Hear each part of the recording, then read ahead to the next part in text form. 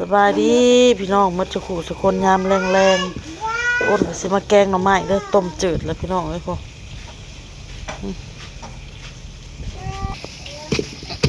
เดี๋ยวมาตามขอบเพื่อพี่น้องเอ้ย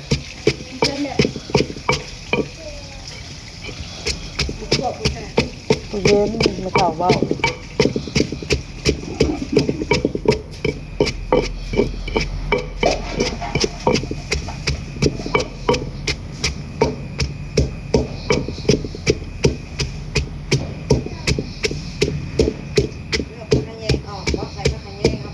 บอใส่ผักคะเลือกออกมาโลดผักเขียวๆนะ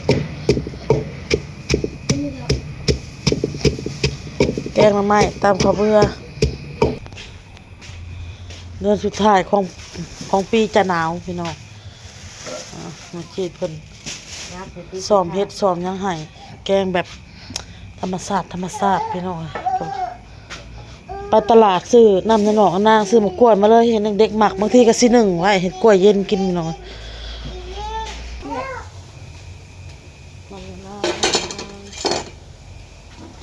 ต้องมาผู้จ้องเขียน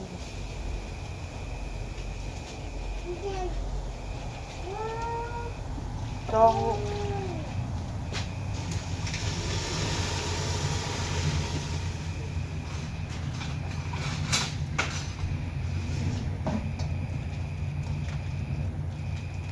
จ้องไม่เอาจ้องเขียนแกงหน่อไม้รอบคัน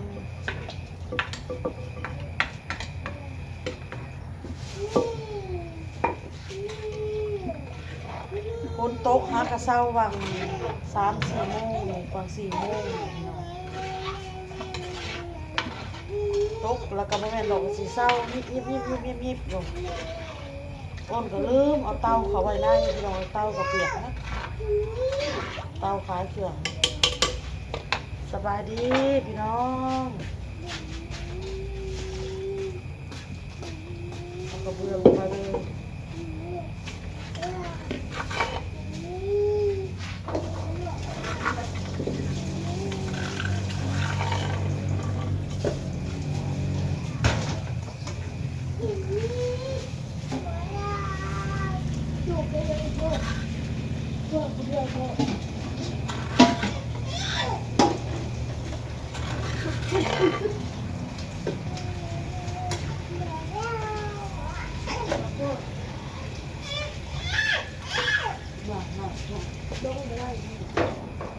เสื้อผ้าแม่ค่ะใ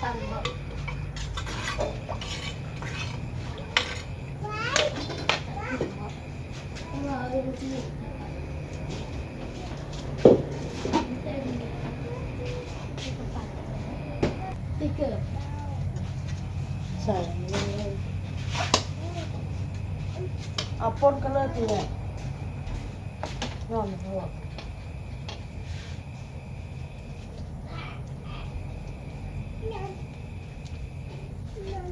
ต้องลง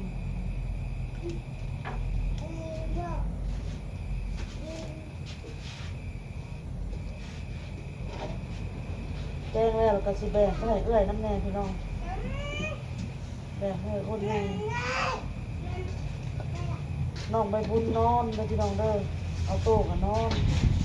ต้องจะเข้าโต๊ะเป็นมานอนหลับเล่นอากาศก็หนาวพี่น้อง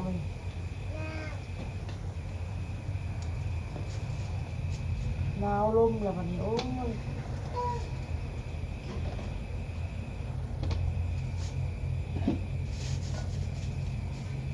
มันสิเปื่อยพี่น้องกดตัวเลือกใส่พักใส่หลัง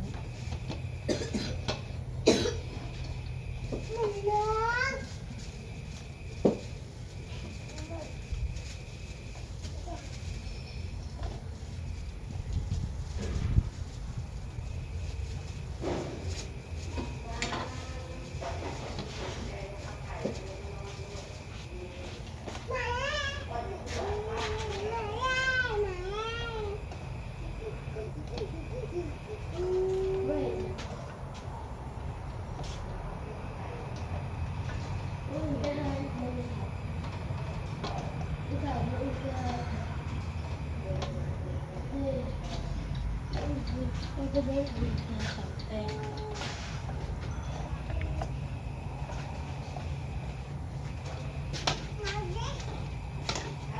นาวดิหนาวดิอยู่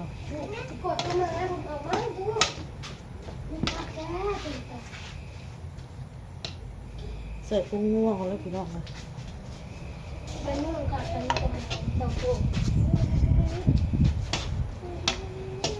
งมันก็ใส่ลายแซ่บลาย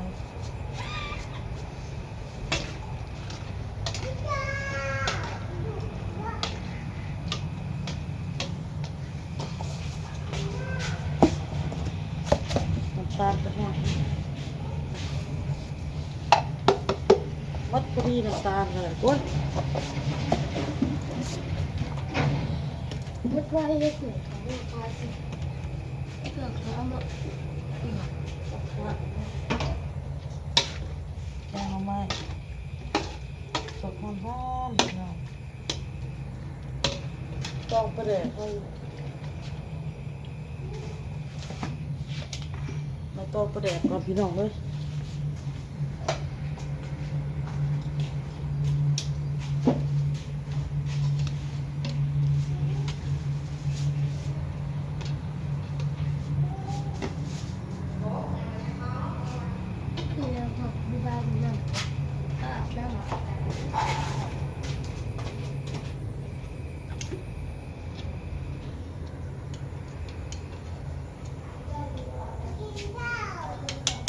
ข้าวก็จะขึ้นภูเขาก็ได้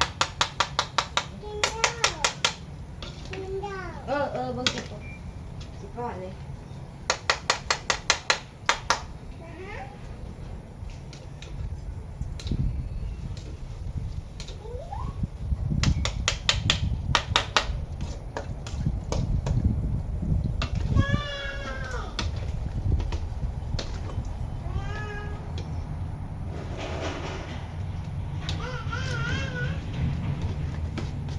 แกงมาได้มาเบิ่งใกล้ๆพี่น้องบัดนี้เบิ่งพี่น้องบัดนี้มาเบิ่งใกล้ๆแกงหน่อไม้เฮา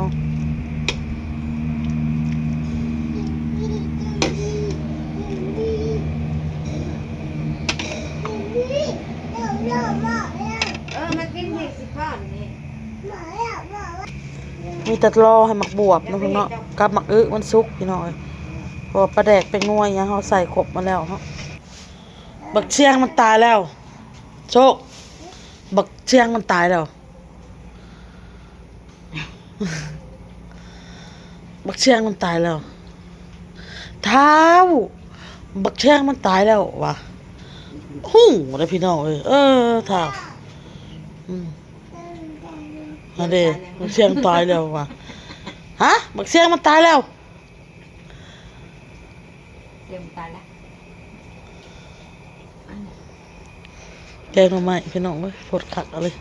ใส่ผักคะพี่น้อง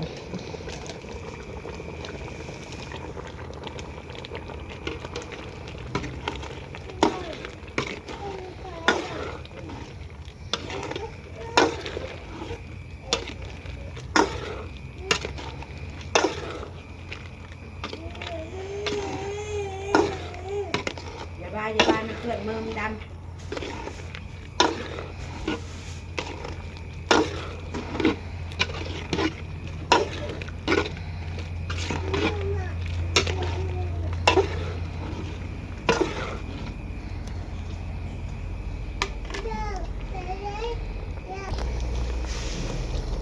พริกดิบลงไป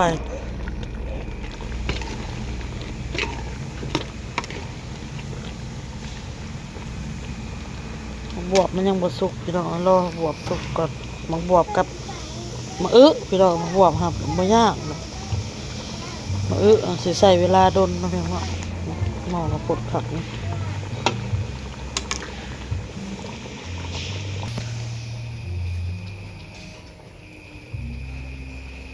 สบายดีเด้อพี่น้องมาสุก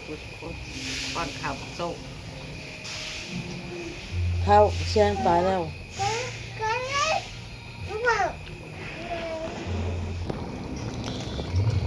ใส่ผักคะลงพี่น้องว้าเป็นสวนเลย ใส่ลงไปพางมะอึมะบวบลงไปพี่น้องยังอยู่มะอึมากเลยลืมบ่เห็นพี่น้องบ่แม่นลืมบ่เห็นก็คักพี่น้อง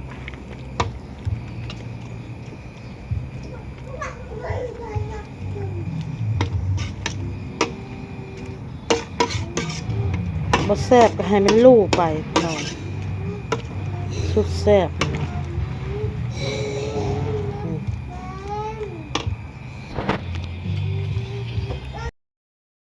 เรียบร้อยแกงหน่อไม้พี่น้องอ้นกะแบ่งให้เอื้อยนำเด้อพี่น้องเด้อแบ่งให้เอื้อยอ้นน้ำพี่น้องแกงหน่อไม้ ตอนนี้แต่มาแน่ นี่ก็เป็นถ้วยที่อ้นจะแบ่งไปให้พี่เด้อพี่น้องเด้อแบ่งให้เอื้อยอ้นพี่น้อง ขอไปส่งหรือให้วันไปส่ง พี่น้องคลิปนี้ก็ลาแล้วเด้อพี่น้องจะเอาแกงไปส่งเอื้อยอ้นก่อนคลิปนี้ก็ได้พอคลิปหน้าขอบใจขอบคุณทุกกำลังใจทุกคำคอมเมนต์เด้อพี่น้องเด้อลาแล้วพี่น้องสบายดีบ๊ายบาย